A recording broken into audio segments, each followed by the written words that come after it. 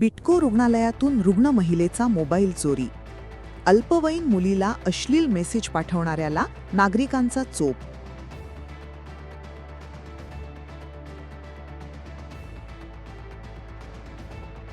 Nashik road येथील बिटको रुग्णालयातून एका महिला रुग्णाचा मोबाईल चोरून त्यावरून 13 वर्षीय अल्पवयीन मुलीला मध्यरात्री अश्लील मेसेज पाठवून विनयभंग केल्याचा धक्कादायक प्रकार उघडकीस आला आहे. संतप्त नागरिकांनी पाठलाग करून संशयिताला पकडत लाथाबुक्क्यांनी बेदम मारहाण केली.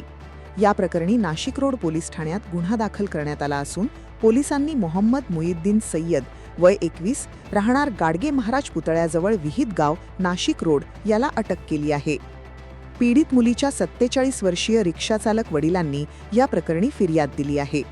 पोलिसांनी दिलेल्या माहितीनुसार देवलाली कॅम्प परिसरात राहणाऱ्या 13 वर्षीय मुलीच्या मोबाईलवर 19 मे रोजी पहाटे 4:17 वेळी ज्योती जाधव नावाच्या महिलेच्या मोबाईल क्रमांकावरून व्हॉट्सॲप मेसेज येण्यास सुरुवात झाली. सुरुवातीला इंग्रजीतून संवाद साधल्यानंतर समोरून अश्लील स्वरूपाचे मेसेज पाठवण्यात आले. घरातील सर्वजण झोपेत असल्याने घाबरलेल्या मुलीने तात्काळ ज्योती जाधव यांच्या भावाला संपर्क साधून माहिती दिली. यानंतर संबंधित नातेवाईक बिटको रुग्णालयात पोहोचले. तेथे ज्योती जाधव या गेल्या 8 दिवसांपासून उपचार घेत असल्याचे समोर आले. चौकशी दरम्यान पहाटे 3:30 ते 3:45च्या सुमारास त्यांचा मोबाईल चोरीला गेल्याचे उघड झाले.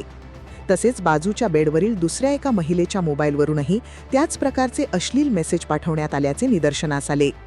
दरम्यान मुलीच्या नातेवाईकांनी व मित्रांनी आरोपीला पकडण्यासाठी सापळा रचला. त्यांनी आरोपीसोबत चॅटिंग सुरू ठेवून त्याला बोलण्यात गुंतवले. चॅटिंगच्या आधारे माग काढत असताना संशयित मोहम्मद सय्यद हा आंबेडकर नगर येथील सम्राट ग्रुपच्या सिग्नलजवळ आढळून आला. त्याला पकडताच परिसरात मोठी गर्दी झाली आणि संतप्त नागरिकांनी आरोपीला रस्त्यावरच लाथाबुक्क्यांनी चांगला चोप देत मारहाण केली. यानंतर आरोपीला नाशिक रोड पोलिसांच्या ताब्यात देण्यात आले. पोलिसी चौकशीत त्याने मोबाईल चोरी करून अश्लील मेसेज पाठवल्याचे कबुली दिल्याचे समोर आले आहे. तो व्यसनाधीन असल्याचीही चर्चा परिसरात आहे.